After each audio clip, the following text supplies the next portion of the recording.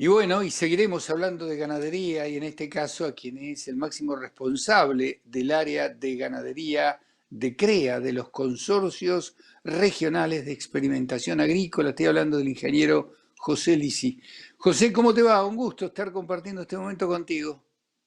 Muy bien, Alfredo, buenos días. Un gusto también poder hablar con ustedes y poder compartir este rato de intercambio. Bueno, sé que andás por Santiago del Estero, así que me imagino que nada fácil, nada fácil para vos y para todos los que se mueven por aquel lado, pero bueno, en realidad nos queremos enterar cómo está manejando los grupos CREA, ¿no? Todo este tema de la ganadería en un momento tan difícil como este en plena pandemia, ¿no?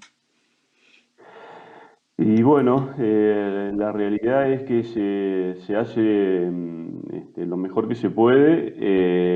Es fundamental trabajar con los equipos. Hay provincias donde las restricciones son más complicadas. De hecho, hoy el caso de las noticias principalmente es toda la gente del sudoeste de Córdoba que tiene campos en San Luis y que no puede ingresar. Así que toda esa zona, el centro del país, tanto para San Luis como para La Pampa, está complicado. Así que, bueno, ahí fundamentalmente es apoyarse en los equipos de trabajo, apoyarse en la gente que está en el campo. Y bueno, tener buenos planes, tener principalmente eso, una buena planificación y una buena previsión de lo que hay que hacer en cada momento para poder por ahí liderar o manejar esto con un poquito más de distancia, ¿no? Esa es un poco la situación. José, desde que lo conozco a CREA y Ujú. desde que estoy metido con el tema ganadero, han sido muy prestigiosos ustedes y han sido muy respetados ustedes por sus opiniones y demás. A ver, después ya nos vamos a meter en detalle, pero ¿cómo están organizados en este momento? Porque yo siempre he sabido que van a un campo, se juntan integrantes, a lo mejor de una ronda o de un grupo, y dialogan y comparten todas sus experiencias. Bueno, me gustaría tener algún detallecito de esto para después sí ir a las cosas más puntuales. Bien. No, perfecto. La metodología sigue siendo la misma, que es la base de la esencia del movimiento, que es el trabajar de forma colaborativa y compartir información abierta de todo lo que se hace. O sea, el aprender, digamos, acortar el proceso de aprendizaje a partir de compartir las experiencias y compartir principalmente las cosas que generalmente no salen tan bien como uno pensaba o como uno esperaba. Entonces, a partir de eso se genera un aprendizaje colectivo mucho más rápido. Esa es la base del movimiento CREA y para eso, bueno, el movimiento está dividido en regiones que abarcan todo el país. Eh, y en cada una de esas regiones hay a su vez grupos. Esos grupos están integrados por entre 6 y 12 empresas que se reúnen mensualmente y trabajan en el caso de uno de los miembros de ese grupo, donde normalmente se presenta la empresa, se discuten decisiones, acciones, se muestran los números y se muestran también los números de decisiones pasadas para ver digamos, qué resultado dio, qué se aprendió. Y todo eso, a su vez, apoyado por técnicos que son los que acompañan el funcionamiento de los grupos, ¿no? Así que esa es un poco la esencia del movimiento. Actualmente nos vemos un poco en la dificultad de trabajar y de operar de esta manera por las complicaciones, por la cuarentena, Logística. para hacer reuniones, claro, para hacer reuniones, para transitar y para un montón de cosas. Sin embargo, estamos trabajando fuertemente de manera virtual. Incluso se han adoptado en muchos casos recorridas virtuales y bueno, formas alternativas para poder seguir trabajando, ¿no? José, ¿cómo es el tema de los requisitos? Yo me imagino, a ver, me quiero asociar a CREA. quiero ponerme a trabajar, pero resulta que yo tengo nada más que 100 hectáreas, 150 hectáreas, no tengo una gran empresa y llevo mis números más o menos como, como se hacía en la vieja época de la verdulería, con un lápiz en la oreja y una libretita. ¿Hay mucho más que esto? ¿Cómo es el tema? No, a ver, hoy estamos, digamos, hoy una de las principales líneas de acción del movimiento es el crecimiento, y el crecimiento, se le ha puesto un título bastante interesante, se llama el crecimiento diverso, o sea, el perfil del miembro CREA hasta ahora venía siendo un perfil determinado, tanto por nivel tecnológico, educativo, escala y demás, y hoy se está buscando, incluso por actividades, ¿no? Se está buscando sumar otras actividades, se está buscando hacer grupos CREA,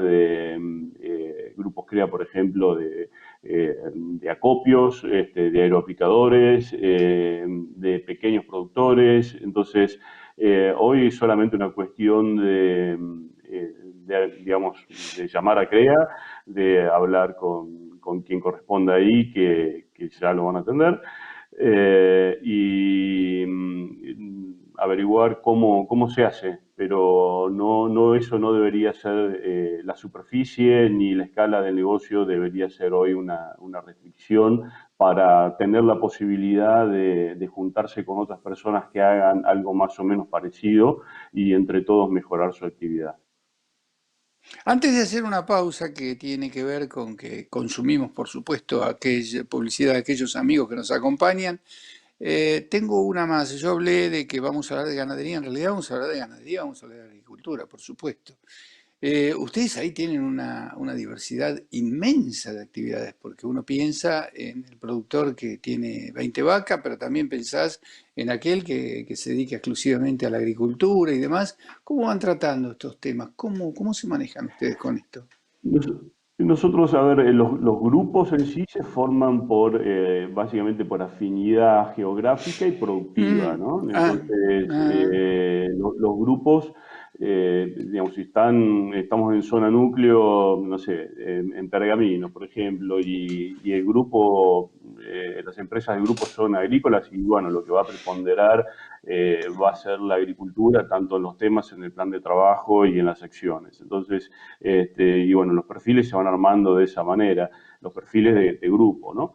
Y a su vez, en lo que es el staff, en lo que es el equipo técnico que normalmente trabaja ahí en la sede de Sarmiento, en Capital Federal, lo que son todas las producciones están abarcadas principalmente dentro de lo que son las áreas productivas en la unidad de investigación y desarrollo, en la cual yo trabajo en ganadería, pero ahí está agricultura, lechería, también está el área de ambiente, de empresa, de economía y de innovación, ¿no? Entonces, bueno, en cada una de esas actividades se van reuniendo y se va generando contenido, desarrollo, análisis para cada uno de ellos. mm. Hacemos una breve pausa, ¿nos permitís, José? Volvemos enseguida contigo, Sí, ¿sí? cómo no.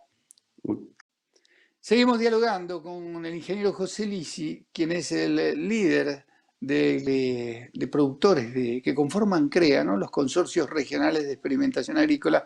José, qué momento también difícil para la ganadería, habida cuenta de que algunos de los valores que se están logrando son impactantes, estoy hablando, por ejemplo, de reproductores, de vientres y demás, que son realmente interesantes, y por otro lado te estás viendo cómo se dan de narices los filoteros que no le encuentran la vuelta a la cosa, con unos enormes diferenciales entre lo que es la invernada y el precio de la hacienda salida de los corrales, ya de filo, la hacienda gorda. Eh, Obviamente uno tiene que ir a buscar, a rebuscárselas con una importante recría en este momento, meterle kilos a la hacienda, es imposible de otra manera poder terminar los animales, ¿no? Sí, a ver, ahí hay muchas cosas, pero sí está pasando que el número del corral tradicional o en realidad el número de la terminación a corral hoy no está cerrando. No está cerrando con diferentes márgenes, ¿no? Pero podemos hablar de números que cierran bastante mal para una terminación de un novillo pesado con destino a exportación, a números que cierran muy justito por ahí para un consumo liviano con una recría en el corral a base de dieta húmeda, teniendo silaje de maíz o alguna cosa que por ahí mejora un poquito. Ese es un punto. Históricamente ha sido muy raro tener más de un ciclo típico de corral corto donde los números no hayan cerrado. Entonces, digamos, en este momento hay que pensar probablemente de que el mercado va en el corto plazo va a tener que buscar un nuevo equilibrio. Ese nuevo equilibrio puede venir por un ajuste de precios, por un ajuste de la oferta, por un ajuste de los costos, pero lo que sí sabemos que nadie mantiene un negocio o trabaja siempre a pérdida, entonces en algún momento esto tiene que cambiar. Por otro lado, el precio de ternero, la realidad es que, bueno, ahora desde el corral el problema, digamos, principal por ahí se ve en la brecha entre la relación compra-venta, pero hay otros aditivos importantes en lo que está pasando hoy. Uno es la suba muy importante del precio del maíz y la tendencia que va para arriba, lo mismo con la soja, producto de muchos factores, clima de Estados Unidos, clima de Sudamérica, demanda de China, y un montón de otras cosas que hoy son, digamos, fundamentos a precios altos en los granos y precios altos que bueno, están de alguna manera más vinculados también a lo que pasa con el dólar. Y en respecto al tema de los terneros, también, o sea, no nos olvidemos que la relación compra-venta estuvo alrededor de uno o por debajo de uno en algunos momentos, en los últimos casi 2 años y un poquitito más, y que era muy favorable para el engordador, para el invernador. Y bueno, a partir de por ahí algún cambio de expectativas o algún refugio o algún intento de refugio de valor en la hacienda, se presionó a la suba sobre algunas categorías, especialmente las hembras y los reproductores.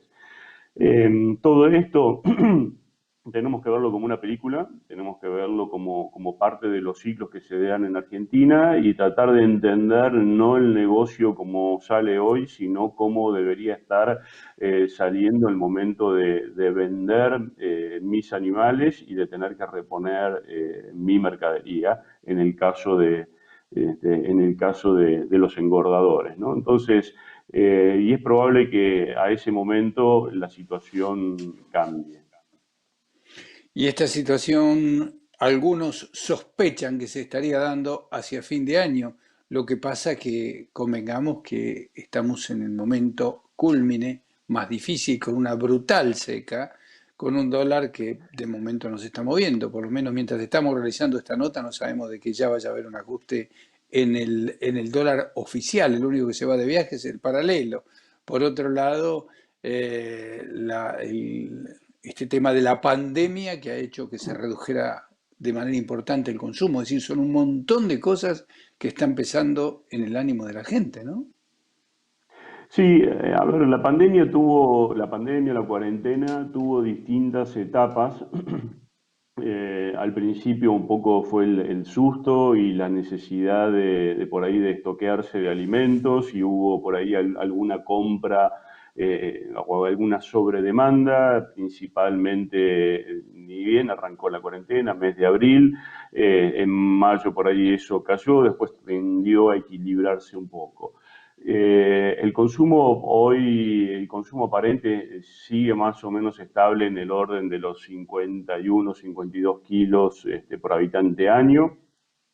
Eh, y está sostenido por toda esta circunstancia en la cual la mayoría de la gente hoy prioriza el destino de su dinero y de sus ingresos y lo que tiene al consumo de bienes esenciales, que es un poco lo que ha Mm. pasado en todas partes del mundo, y eso mantiene una cierta demanda. Eh, Por otro lado, si se quiere, algo que para nosotros es fundamental para tener un mercado relativamente saludable y no tener algún problema más serio, como fue en el 2009, por ejemplo, 2008-2009, es que hoy tenemos las exportaciones abiertas y con unas perspectivas de estar entre 800 y 900 mil toneladas, o sea, digamos, anualizando o proyectando lo que viene pasando hasta esta altura del año.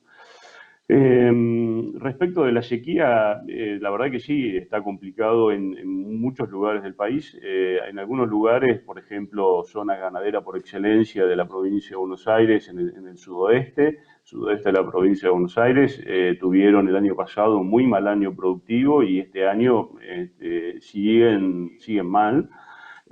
Hay otros lugares donde el año pasado fue un año relativamente bueno, como toda la zona más de cría y la cuenca del Salado, pero este año empieza a estar complicado.